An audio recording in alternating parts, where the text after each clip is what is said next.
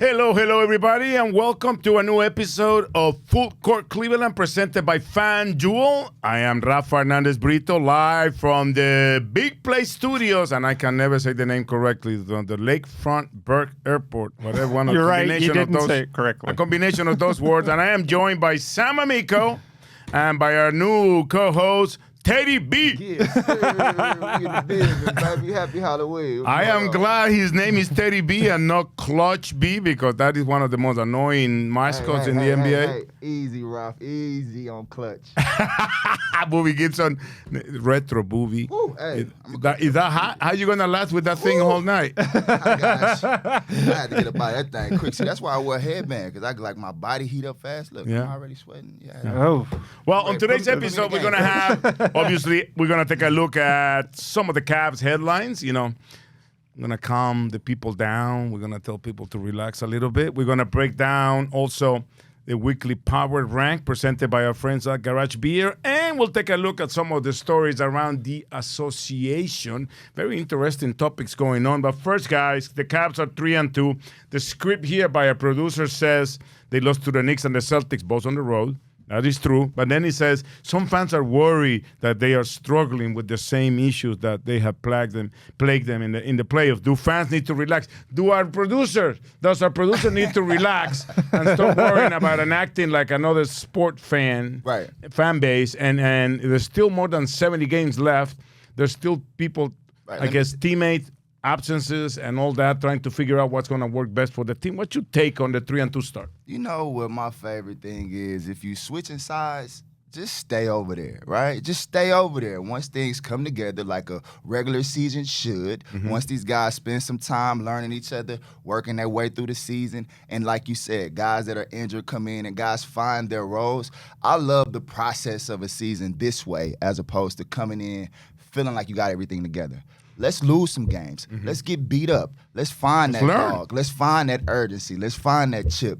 I'm not panicking, but I will say this. If you jumping off the ship, just stay over there. Don't come back later when we got it together. Open the doors later. No. We shut it down. It's over. I'm always welcoming everybody. But, Sam, we have talked about how the start from last season was a great start. Yeah. Nobody would have said no if we say, can you start like that again? But I always believe that last year we didn't really have that experience with adversity. We didn't have that experience with what I always call wins and lessons as opposed to losses. Right. And right now, it's two starters from last year missing, even though Strus also missed part of the 15-0 start. But, like, what's your take on the Cleveland thing going on right now related to other sports, and also on the fact that we started 3-2 and the two losses are against two teams that, are good at home, right? And have that championship potential. First of all, you have to remember that 4 of the first 5 games have been on the road, which is different than last season, right? You don't have Darius Garland, which, I mean, it's not just your starting point guard. You're talking about an all-star. A guy who can get to wherever he wants. He's one of like 5 guys in the NBA, gets wherever he wants on the floor, which, that said, their problem hasn't necessarily been offense when they've lost these games. In the 2 games they've lost, it's because they've struggled on the glass, right? They haven't gotten enough rebounds. This is the part of the season. That's what the early season is for. You identify, okay, where are we struggling? And you work on that while keeping sight of what you're doing well. Yeah. And this is just that part of the year. It's not to be blown off, but it's also kind of like for a team that's expected to be in contention, as the Cavs are, it's also kind of like an extension of the preseason almost, because you're still finding your way, as Booby said.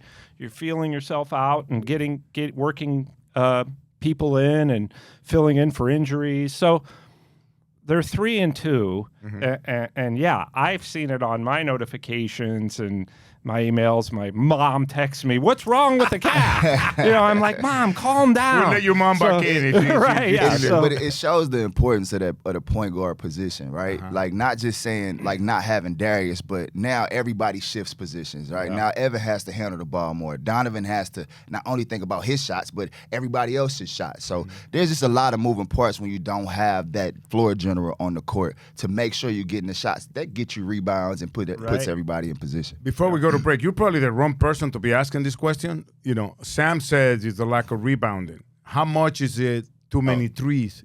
That's my point. That's why I think you're the wrong person to ask. Shoot it, let it fly, let it fly.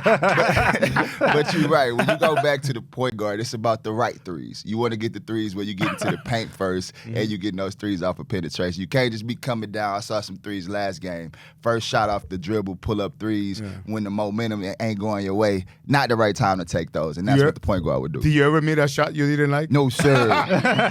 Shoot it. Hey, they didn't say shoot it, booby, shoot it for nothing. They knew it was going up. Hey, listen, but again, it's 5 out of 82 games. If my math is correct, there's 77 games left as we speak to correct things. And for all of those that are panicking right now, are the same ones that are saying the regular season doesn't mean a thing. Right. Why you worry about who cares about winning 60 games? It doesn't mean a thing. We'll talk more about that.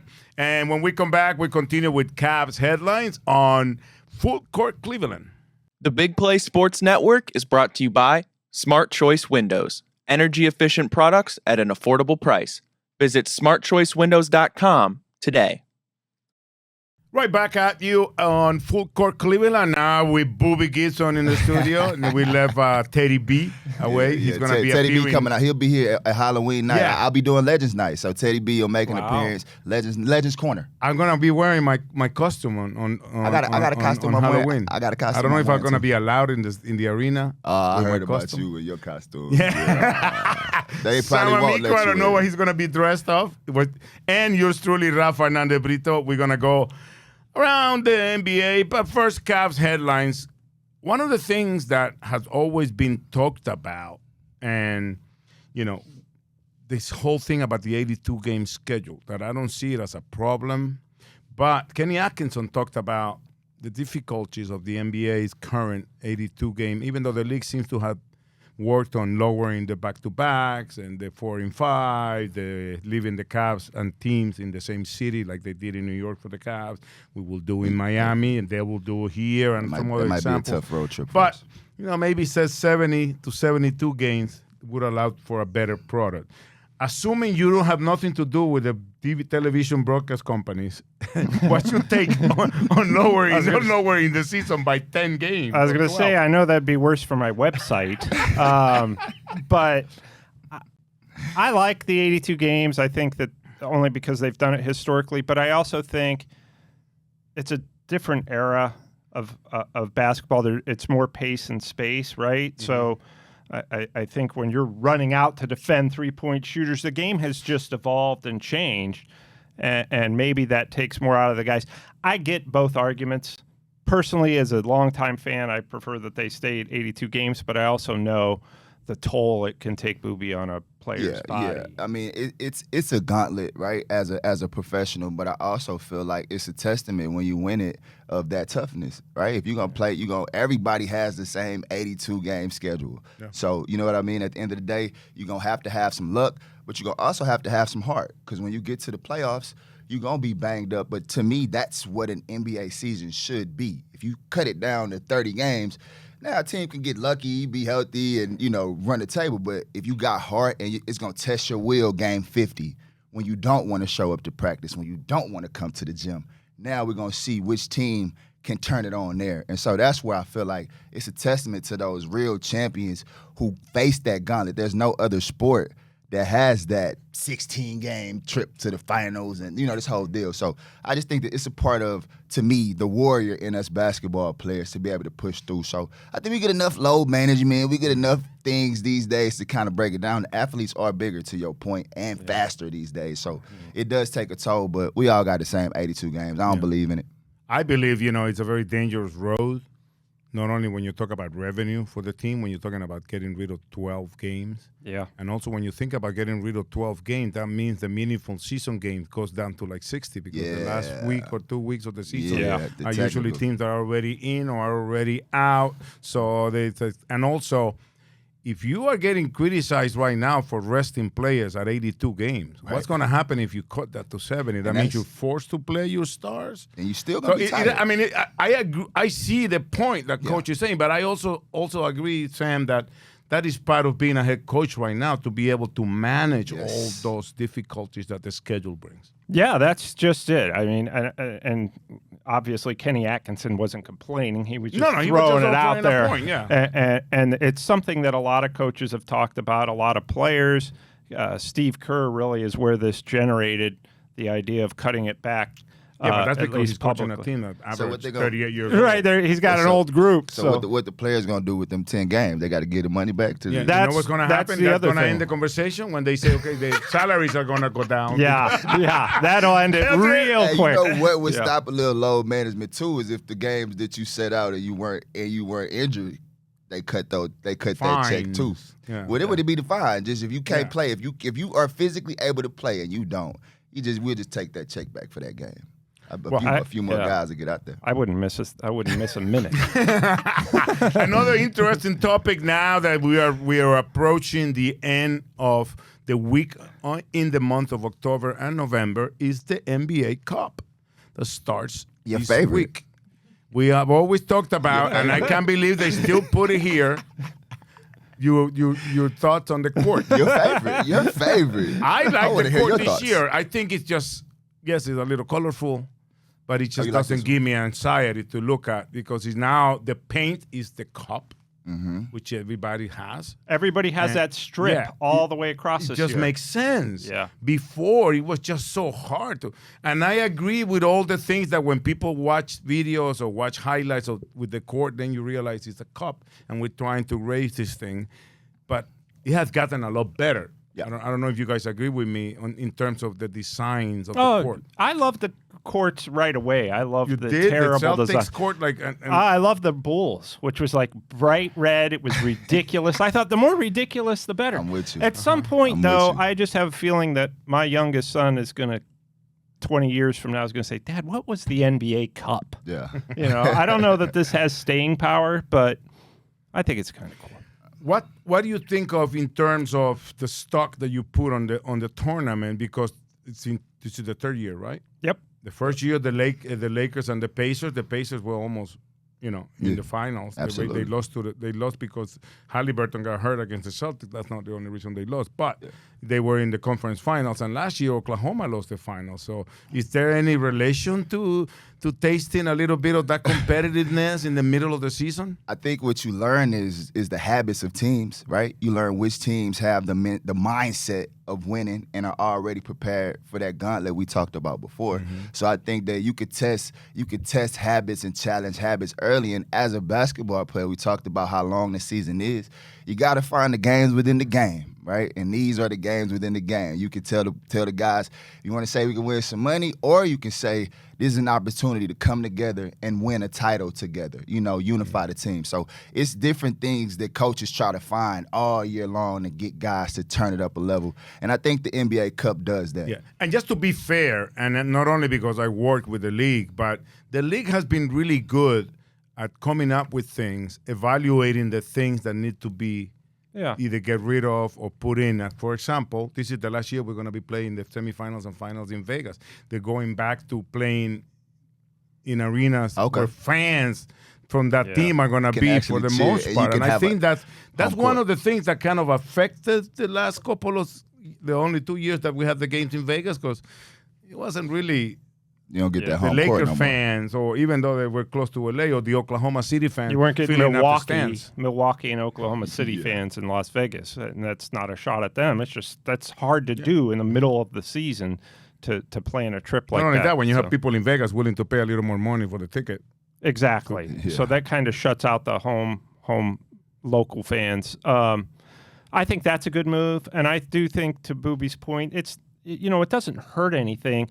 You're creating interest at a time of the year in the NBA when it's college, waiting for Christmas. It's the college dog years. football, It's the dog years. NFL, all dog that part of stuff. the So I think anytime you can help create some interest, even just among your own fan bases, it's a good thing. All right, let's create some interest again, talking about the Cavs and the depth that we have here in Cleveland. We have talked about the injuries, Garland and Strus last week. We discussed how Strus is going to be out probably close to February, you mentioned. Yeah, it sounds. And now Merrill is out, who's had probably the best start he's had in his career, averaging double digits, record in threes in the franchise and all that. And I think his defensive game is still overlooked by the fact that he can shoot the threes.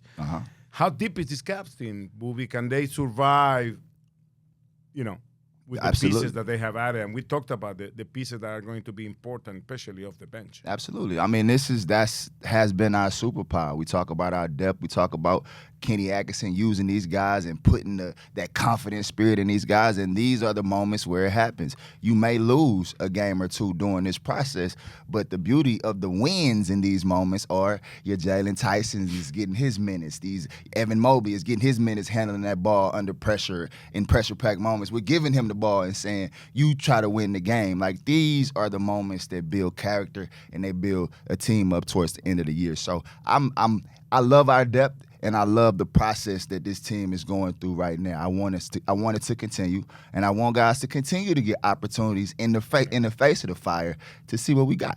Well, before tonight's show and next week's show, we're going to have a 3-game homestand.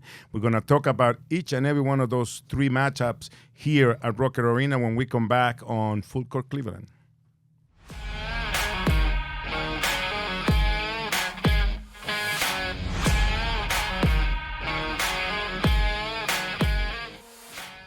Welcome back, everybody, to Full Court Cleveland, produced by always producing Ryan, Sam, Booby. Yeah. See, I haven't called you Retro Booby. Yeah, because I threw that retro, I threw it back. You ain't like that, dude. I threw it back.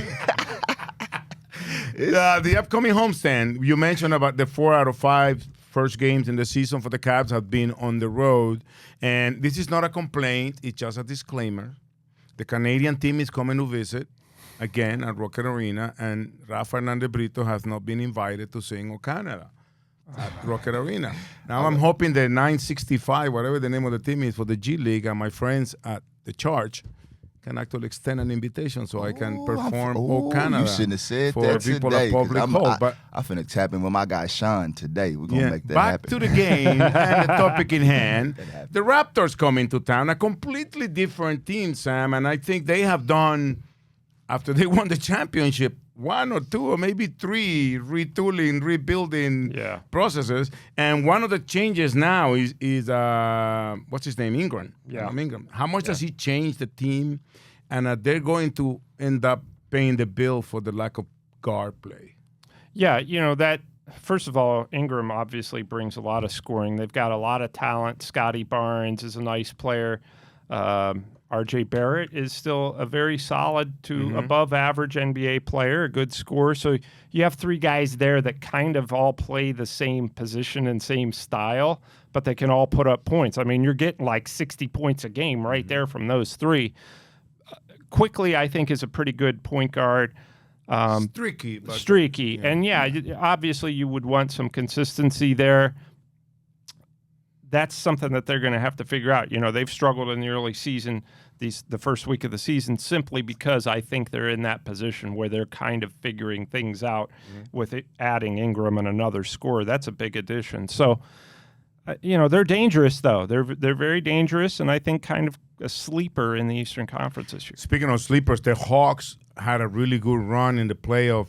3-4 years back, they beat the Knicks at Madison Square Garden, and what's his name? Trae Young got fed the from most all underrated the player in the NBA at Madison Square Garden, and talk about just enjoying playing there and feeding off of what the fans tell you. Watch that series of the Hawks and the Knicks, but ever since they run it back the year after, that team has been in a decline. They have added also a big piece in Kristaps Porzingis. Do you think that was the missing piece for this team?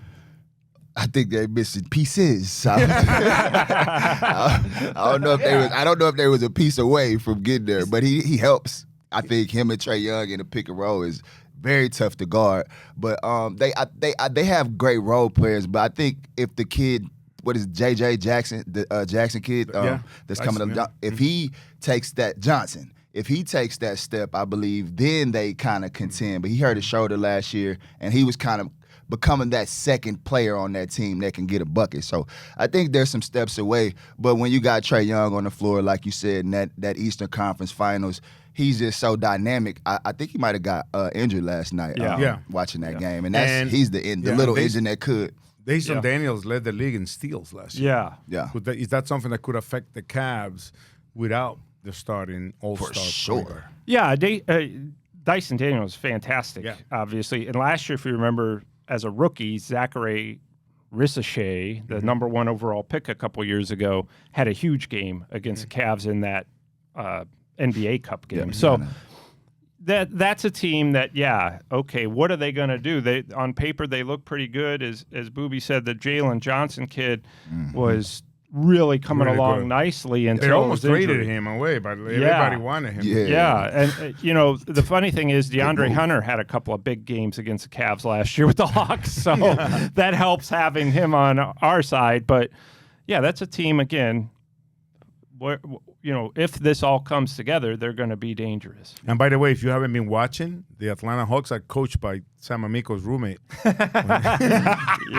He couldn't dunk like me. But he didn't believe that he was going to be drafted by. He told you he was being recruited by Duke and who else? Duke and Missouri and Washington, because he's from Seattle area, and I laughed at him. Quinn Snyder, of course. I laughed at him. Yeah. I love his Sally Jesse Raphael sunglasses. Those glasses gotta go, the glasses is swaggy though. I don't know much else about him, but I do know the lenses is like that. I like it. I don't know. You're not rolling? Bright red.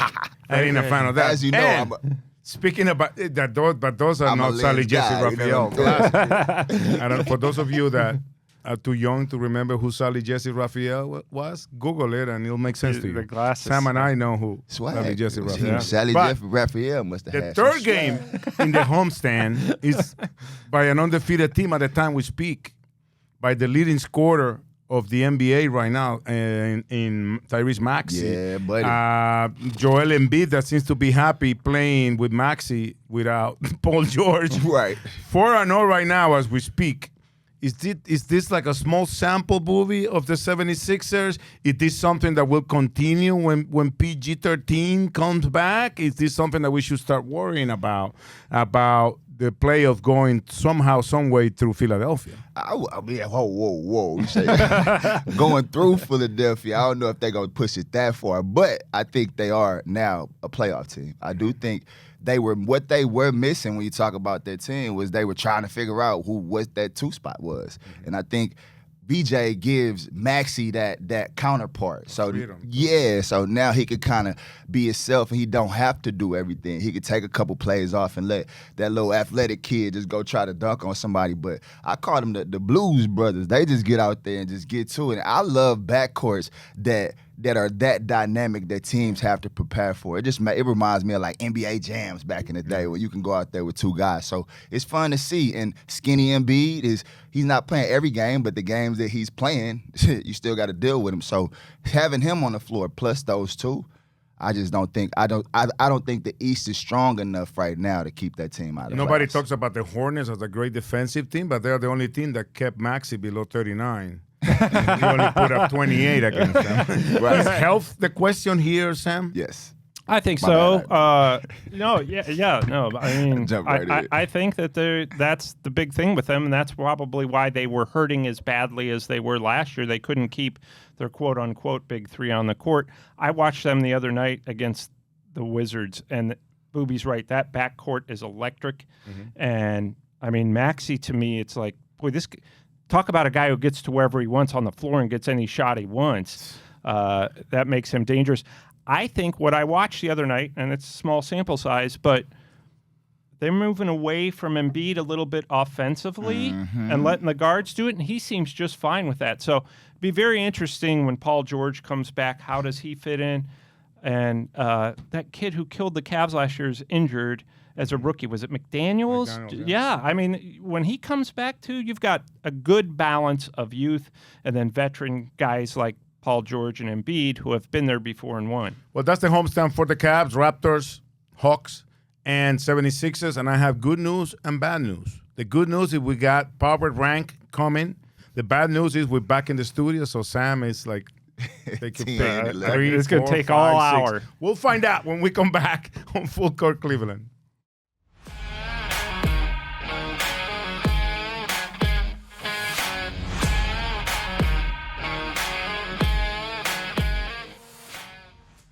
Welcome back, everybody, to Full Court Cleveland. Booby, Sam, and yours truly, Rafa, produced as usual by Mr. Ryan. He doesn't like to be called always producing Ryan, but he's always producing anyway. And Power Ranking is always brought to you by our good friends at Garage Beer.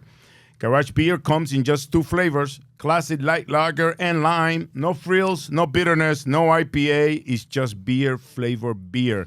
Find your local retailers who sell Garage Beer near you by visiting drinkgaragebeer.com. I gave you the bad news. We're back in the studio, and Sam usually comes in with a 6-pack, and we're in the studio. And today, in Full Court Cleveland, we're going to power rank the best scorers in the NBA right now. Booby Gibson, you're up first. Woo! Want me to give all 3, or we gonna kind of bounce around? Yeah. 3? 3 or 3-ish? 3, 6, Oh no, I'm 12, gonna go 3. Let's go with your favorite player. We're gonna give different variety. We're gonna go KD, right? KD. What can he do on the basketball court? I know you want to see what I said. I said on the basketball court. We will not stand for any Kevin Durant hate at this table. The best scorer in the NBA still at year 17. Then I gotta go with the slippery SGA. Just his ability to including his free throws or just shots? All of it. You got to include the free throws because the free throws mean... You know he has more free throws than Durant, Luka, and all these other players together. You know what free throws mean? I can't stop you. I'm going to do whatever I can do to stop you. Well, right? I believe you. Right? I ain't complaining. I ain't arguing with you. Who else? And then... let's go off the wall for the last one, and I'm gonna go another guard. I'm gonna go Brunson. Let's go Brunson Burner. His ability to play off those 2 feet in the Who paint. is this? Brunson. Oh, okay. From other Knicks. Yeah. I just love his Another ability. free throw shooter. I just but his ability to play in that paint and score off of those 2 feet around those 7-footers and never panic and just be able to get to where he wants to under the rim reminds me of how Tony Parker used to do it. Just so you know, Booby just mentioned 2 guys that will probably make the NBA review their league rules. But go ahead. Well, okay. Well, let me give you the one that's above all of those, just since y'all like to add y'all X one. Over the top of all of those goes, I'm going Spider, so I'm gonna just put that over the top. I didn't want to, we talk about him every show. Bias, so I wanted to give some other guys a chance, but Spider's up top of that list. Yeah, absolutely. Especially what he's been doing with his that move. I've been teaching my kids that. That hook move. That's amazing. I don't know. You guys gotta come up with a name. Booby obviously taught him that. I caught the Kyrie, but I don't know what it's right, yeah. But he does it. He made it his own. Yeah, he definitely taking it to a whole nother level. Yeah. Go ahead, Sam. Give us your 6. I got about 6. Yeah. Let's see. Well, definitely SGA. I mean, he's up there when it comes to being a scorer, and like you called him slippery. Yeah. That's exactly what he's doing. Do you see that thing he posted saying, "Whoever sends me, if anybody sends me this again, I'll stop following you." And it was a picture of him wrapped in bubble paper, in bubble wrap. Don't touch me. And then there was a picture of him on the floor, but he had like a plate for like. He draws fouls. Now, some of them are kind of question. Okay, go ahead. Booby, we're never going to win this. Nah, that's why I just left it. After he said it, I didn't even. You got it. Go ahead. That's GA. Giannis, obviously. Giannis, especially driving 5 steps without putting the ball on the ground. So at this point, I want to hear Rocklet. I know. Let me add one more. Hey, we have to consider this guy when LeBron James and Luka Doncic aren't on the floor. Austin Reeves. He had 51, 41, then he hit a game winner. I mean... What's what they call him? The Mamba something? I forget what they call him. I don't know. He got a cool nickname. It's anything with Mamba is kind of like disrespectful to my guy. I'm just throwing out some guys who aren't regular. Obviously, Donovan Mitchell's way up there because he score whenever he wants. I can't believe you guys. Hang on, I'm not done. You're not done. Okay, I'm sorry. We're back in the studio. Sam got more than 3. How about Larry Markkinen? As a guy, look, he's what did he do? What did he do recently? That had Kevin Love threw a whole barrel of water in the locker room on him. He had 51 point game. Yeah, So 50 piece. Yeah, I'm just throwing out too late random. for my 7 bedtime. footer Man. doing all that Yeah. is pretty crazy. Ralph doesn't watch any games after 8 I o'clock. want to hear who his scores are because clearly all our guys can't score the ball. Right. They all I just get just fouled. found out, even though I'm with Retro Booby and Chisel and Granite Sam, they all went old new school with me. Where's Steph Curry? Disrespectful that you guys don't even mention him. He says, score. Okay. Today, Shooter. he's still putting the ball whenever he wants in the bucket. Yeah. I mean, that's one of he the. shoots it. I tried to be more creative than that. Yeah.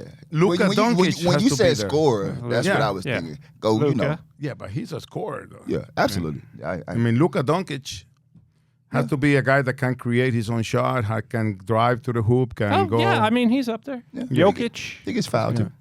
Jokic is a scorer too, but I think, I'm just trying to get guys that actually get buckets without going to the free throw line too often. Oh, Luka don't get to the free throw Luka line. gets, but he makes his move a little better than he ain't changing the rules anytime soon. But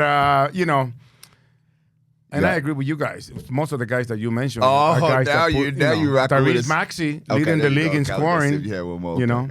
I just have like to Maxey. to throw in maybe because we're a league of scorers right now, Nah, this is and true. every team is like.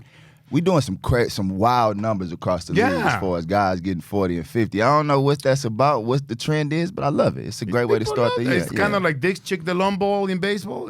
Fans love to Put see 'em it up. scoring. They don't Let it fly. They don't want to see. Let it fly. They don't want to see like Shutdown D. That doesn't sell tickets. Yeah. What I don't like is that they change that in the playoffs to where it's the point where it's a totally different game. Yeah. I mean, that's You a gotta whole live- other show. But at least give them a little bit right now to be able to guard, right? Right, So that right. they can get used to it, and then it's not that drastic of a change. It's- come it's- playoffs. I don't It's believe a in that huge thing change. that the game in the playoffs should be called differently than the games that you play to make it to the playoffs. I agree. it I should be think the the same thing. officials Yeah, I just agree. kind of locked down a little bit. That's what they say. It just gets a That's little. another show, but we love the referees here. We'll be right back with more on Full Court Cleveland.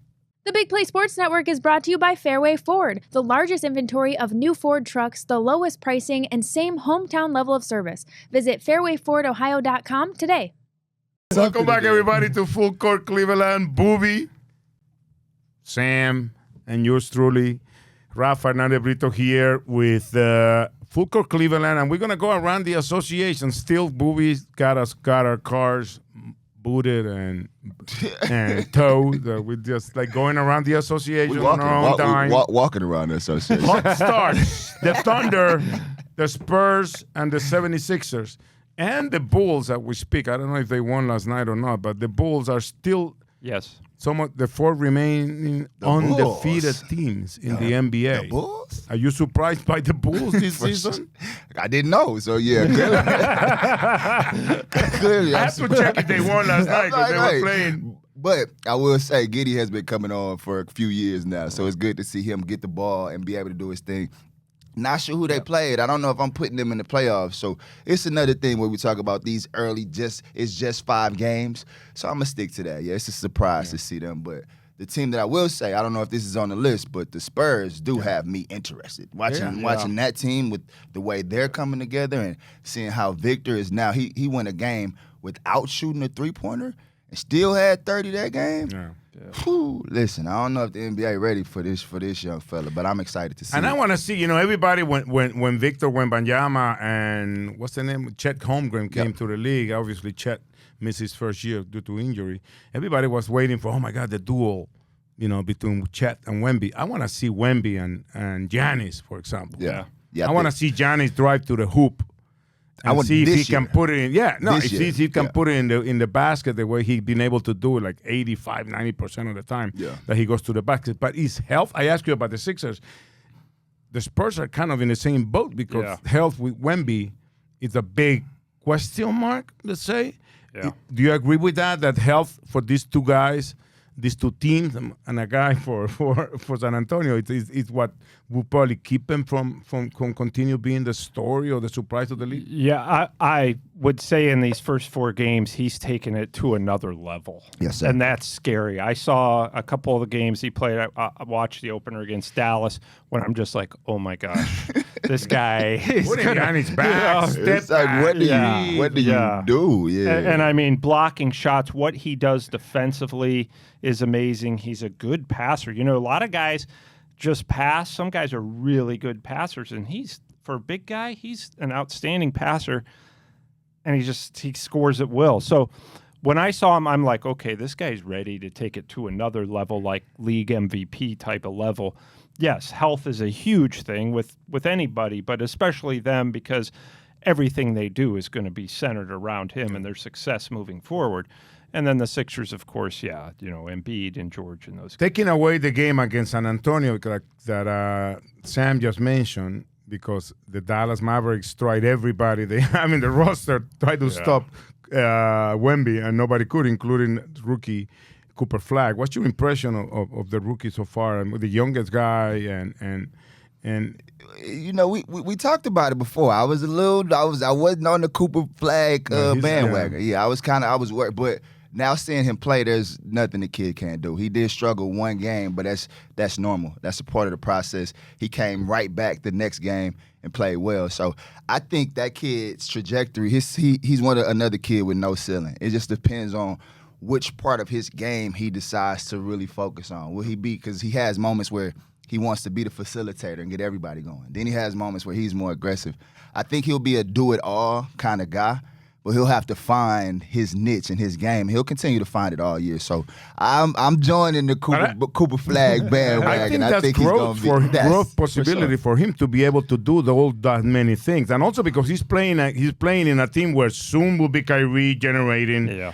You know, he's playing with Anthony Davis, who's still considered one of the best defenders in the NBA, even though he's never talked about at the end of the season. Yeah. And he got a couple of other young pieces in there that can help him, find his niche, like you say. But don't you think that's like growth opportunity for Cooper Flagg? Yes. Absolutely. I think this is, if you looked at him and he went to a situation, say, like the Wizards, where he would be 1A all the time, that could impact him. Like, save us. But if you've watched, you're right. If you've watched the Mavericks, I love it. I've seen it 2 games. Kyrie has turned into Cooper Flagg's personal coach. Yes. He is up there all the time encouraging him, building him up, forget about the mistakes, do this. And you could just see, it's so beneficial to a young player to have almost like a personal coach who is an NBA All-Star year after year. So I'm with Boobie. I think he's got a super high ceiling. He reminds me a lot in his style and just his skill set and his athleticism reminds me a lot of Scottie Pippen. Yep. Just the way he can play kind of that point forward. He's very athletic, and he's a good defender. So I think the sky's the limit for the kid. Well, that's a really good segue for my next question for you guys. Not about Scottie Pippen, but the guy that took it personal, Mr. Air Jordan. Yeah.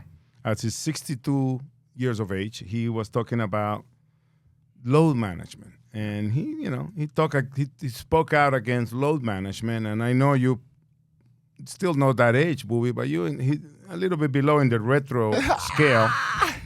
And are you a type of back in my day type of guy? Is that how you take Michael's talk about, back in my day we used to play?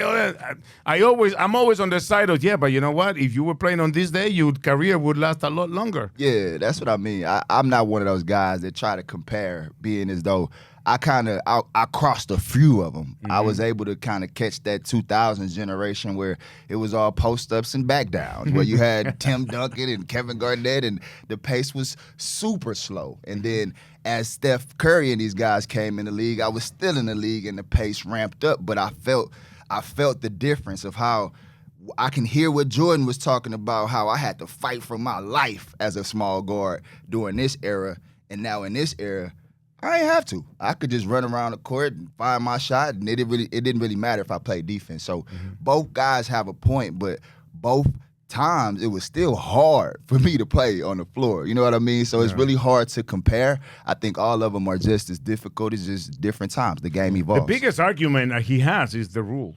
Yeah. Obviously, the fact that they played those schedules with the rules, it was really nothing to protect the offensive player. Right. Right? Yeah. That I can see that argument. Yes. But on the same time, I also can see what these guys are trying to do. Steph Curry, with all his ankles and all the problems he had, in that era, he wouldn't have played. Yeah. Yeah. They would have had somebody else to play. I don't. That's what I mean, Ralph. We say that, but I was only 195, and I was in the era. I caught the end where you could still grab, hold, push, all that. Yeah. And so it was hard for me, but I adjusted. I couldn't shoot 100 threes, but I was still making a But ton my of point is, in the day, let me go a little farther back. AC always says when what was the name? Bill Fitch. You could punch somebody in the mouth. Saw him in the clubhouse, and he's like, he might not want to play. He's like, can you walk? Yeah, okay, get out. Yeah, well, they're Get smoking dressed and go. cigarettes Tape at that halftime. ankle and Oh, yeah. Yeah. everything has They were changed. smoking cigarettes in the locker room at Smoking cigarettes and halftime. drinking beers. Medicine has changed. Athleticism has changed. Yeah. Diets have changed. Yeah. Right. Well, true. I mean, there's both ways to look at it. Obviously, now you're flying private. Back, you look at even Mark Price's Watching your era, uniform, Larry Nance's if you era. take You it were, on. I remember running into them in the airport when I was hopping on a plane. They were all just sitting there, the whole Cavs team. That so is crazy to me. yeah, now that is you crazy. can't imagine that, right? There's only So- 6 seats in the exit row. right, exactly. So it's all changed, and I'll say this, and I it seems like most of the time when the guy's being load managed, it's not his call. The team is saying, we're sitting you out tonight. Yeah. So it's really not a player mentality as much as is kind of a team and organization mentality. Yeah. And I think there are times when guys want to play. Kenny Atkinson will sit there and say, he wants to play tonight. We were kind of like telling him no, but he insisted. Mm-hmm. So I think that the organizations have to let the players make the decision because it's not But the sometimes you have to organizations. protect them from themselves, though. That's true. But my problem with it is the players are the ones always taking the heat for it. And they're not the ones really making the decision. That's true. So- Hey, listen, we are so spoiled nowadays, and I'll tell you a different. You Very. were talking about flying domestic. When there's a problem with the team plane and they bring a regular 3 seats on each side, everybody's like, "Oh my God, I gotta do that." This is fake. So hey, the times have changed, and I think we just got to look forward and do what we have right now. Sorry, Michael. I never was a fan of yours anyway. So we'll be right back to close the show on Full Court Cleveland. The Big Play Sports Network is brought to you by Lake Spur Marketing, connecting your brand to the right customers. Visit lakespurmarketing.com today. Welcome back, everybody. Hey, the only reason I said I never was a fan of his because he never played for any team I rooted. That's cool. Yeah, So I never rooted for You didn't root Kobe. for the I never Wizards? rooted for Shaquille. I wasn't never just a rooted for fan. Michael. You didn't want to be. I want to be like my. Never. I was like. I did admire him coming to the Garden after being retired and putting up a double nickel. You know that you that's what I mean, admire that's what I that, but mean. never cheer for one bucket. Oh yeah. Not even of the. Well, how many shots did Kobe take on 81? That he is me. He took quite Well, a few. serious going on. Yeah. I had to ask you today who was winning. The Blue Jays. like, who's in the league? Who's in it again? Well, when the NBA started, I'm like, Blue Jays, Yankees, or Sixers, Wizards? No, Blue Jays. And I chose Sixers, Wizards. Blue Jays, Dodgers. Who? Blue Jays and Dodgers. Oh. The bomb, them yeah, bombs. You know, Dodgers, all the I- other team that's always there. I just got to tell me. Never root for the Ohtani. Dodgers. I never broke just out know the chisel Ohtani. and granite That's one for team that baseball. couldn't stand the heat in New York City, and they have to get on a bus and go out west. Hey, You know, Ohtani. yeah. That's all I know about. He does. baseball. He's breaking records. 9 times he was on base, and then 2 times after that, so he was on base 11 times What's in that, a row. Broke the a record. hit, Good. He don't hit every inning though. Huh? How is that even? Because he was an 18-inning game, Oh, I'm and like, he pitched Hey, the next Boogie day. knows baseball. Look at this. Yeah, No, and he that was pitched the next that was day. just math. Wow. I know they don't hit every inning, and there's no way you can pick. I'm like, y'all making up stats now for this He guy. got the golden hitter. No, y'all making up stats. He can bat every inning. It's crazy. Hey, listen, we have a big homestand coming up. If you are watching, I'm coming to Rocket Arena. Come see my guy Booby Yes, sir. in Legends Corner, right next Teddy to B. the championship wall. Larry Nance, Mark Price, Teddy B, Campy Russell, and I'm there sometimes just taking you pictures. So come by, And Tam usually makes a visit every now I and went then. to the Legends table last week when Booby and Mark were there, and I Yeah. said, if you guys need an actual legend up here, And just most let- importantly, Yeah. I need ratings. Los Caps en Español are back. La Mega 1300 AM. Come on, listen at least to one quarter You gotta on do the it. app, on the Caps app presented by Do some- Licomo, also on Is any Mega of it? Is any 1300 of it in AM. English? You give me. You do That's cool. any of Los it in English? Cavs en It's- español. It's all Spanish. You don't All give me- Spanish, my friend.